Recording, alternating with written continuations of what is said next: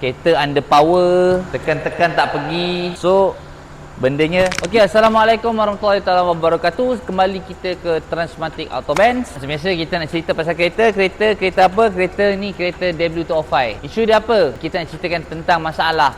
Masalah apa? Masalah dia bila customer datang, dia kata check engine light menyala. Check engine light menyala, blinking, klik klik klik.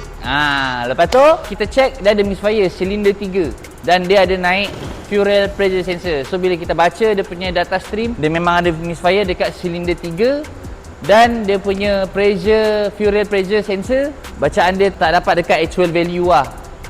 Dia drop, pressure dia drop. Kita nak detect misfire dan kita buka dulu spark plug dia, kita tengok spark plug dia. Jeruk benar spark tu.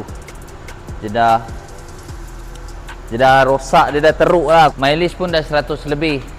So alang-alang kita tukarkan ke empat spark plug dan juga fuel pressure sensor yang baru dan original.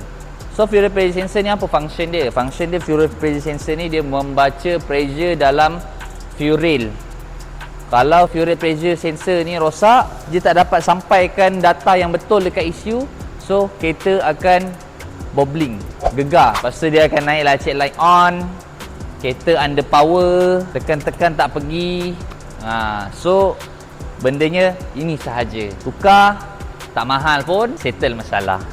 So kalau korang ada apa-apa macam biasa, kalau korang ada apa-apa masalah tentang Mercedes model baru, model lama, model yang paling latest, boleh datang ke Transmatic Autobans di Putra Perdana yang berdekatan dengan Cyberjaya dan Putrajaya. And I'll see you guys in the next videos.